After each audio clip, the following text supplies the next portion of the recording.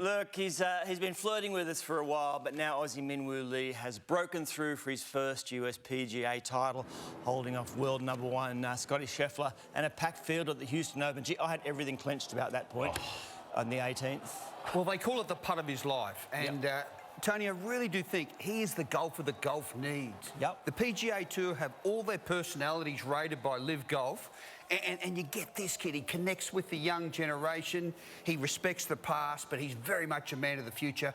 I reckon Liv will have a target him and try and get him because he's just what they're trying to be, BJ. He's outstanding. Well, look, you're spot on. That up and down on 18 was unbelievable for him. And I think the way he held his nerve against, Scheffler in there, Rory McIlroy, it wasn't as close, but he was up there, and Woodland pretty good as well. So, look, I think you're right. I mean, I reckon it'd be crazy if he left PGA at the moment. I mean, he's got Masters coming up. He can play all those events. He doesn't need the money at the moment. He just needs to get out there and do what he's doing. He's a great personality, but he had to kind of grind that out as well, which is terrific for him. He did, because the last few holes you could see a little bit of nerves kicking in. Even that where he putted on the 18th, he calls himself Dr. Chipinski. Yes. Because he loves the chipping game, and everyone anticipated he was going to chip, but the safe play was obviously to lag it up there, but an amazing putt. But the next generation of golf, so all the golf clubs out there are wanting to get these young kids in. He's doing wonders for the game because there's so many junior members coming through going, they want to cook like the chef. Yes. So he's won a PGA Tour, he's had his PGA Tour win. Can he win a major though? Has he got what it takes to win a major? Well, at 26, you'd have to think that he would be. I mean, I know he's not the best in his family, but that doesn't matter. But I think going into the Masters in the next couple of weeks, he could be because he's got nothing to lose. He's played well at the Masters and he's got nothing to lose. It's wide off the tee.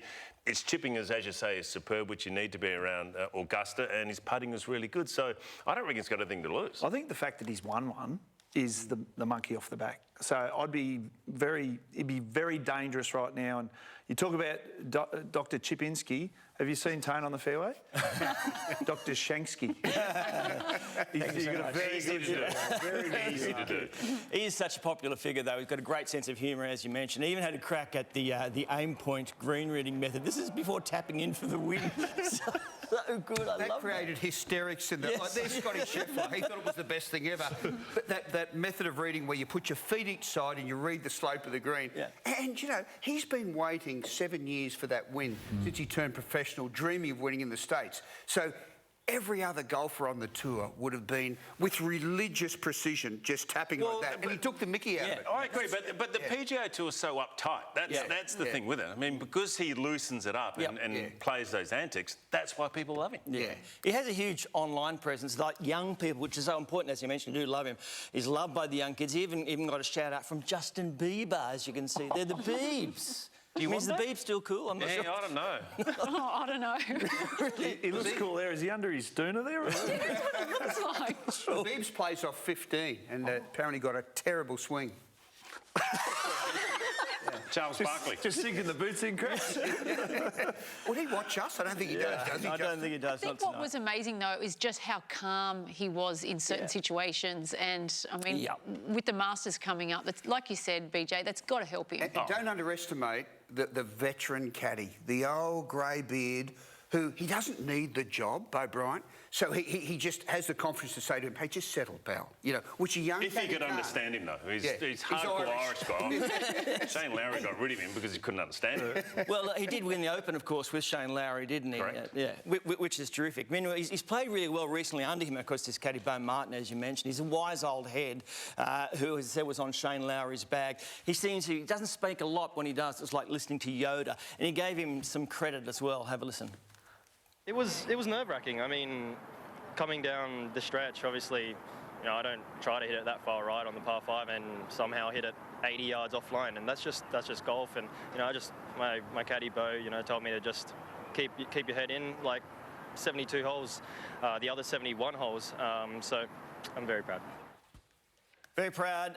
He played very well across the hole. You could see he had that work and some of the work that Bo did in terms of the advice when he got stuck under the bush. We get images of that, which is terrific. And he was considering, do I get down my knees and just have a swing at it like this? I reckon he wanted to. He wanted to. I reckon he wanted to. And the Irish dude's going, mate, don't do it. That was great advice. Yeah. Because it was pure trouble. He would have had to been Harry Houdini plus to get out of there. Yeah. And it just wasn't worth it. And he parred the hole anyway. Correct. And also, don't forget, Tiger's done that. He's got on his knees and hit one from under there. So I reckon he would have thought, I could definitely play it. But that block shot off the tee off 16, Yeah. his next follow-up shot was only be 20 metres to the left of it. It's still in the rough. Make no mistake, though, closing a tournament regardless is hard, but Scotty Scheffler is right on your hammer. He's looking at the scoreboard going, he's closing in on me. I think that holds a lot of weight for the way he kept his head. Definitely. Yep. Yeah, he was sensational. Tony Finau hit a hole-in-one at the Masters Par 3 comp a couple of years ago, remember? At Houston, he found a 10-centimetre putt far more challenging. He misses that one, comes across, and look, you'd almost give it a gimme. Oh. Now look at this moment there, he's going, did anybody see that? Did anybody see that? Many amateur golfers done that, Digger, right? Yeah. Coming back for the tap-in and... Oh, that's a gimme. That's a gimme. You gave me that, didn't you? Yeah, you gave me that one. Pick it up. Well, we, of course, had a little bit of a deep dive, as you'd expect. We reckon we've got 3 missed putts, which are even shorter than that one. First, Victor Hovland. Oh. Yeah, but no, it's the one coming back that you've... Went straight back to the same one. Hang on. Ricky Fowler. Well, look at this. And Si Young Kim, this is just the best. Was that a shot? Look, it's a shot. She just rolls it up the back of the ball. She said she was shooing a fly. What she was doing. He tried to get out of that. Absolutely. Put me down for a 5.